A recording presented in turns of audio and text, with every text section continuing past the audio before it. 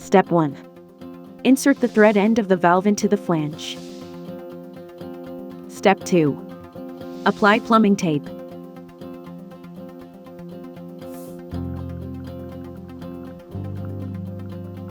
Step 3. Proceed to connect the valve to the water supply.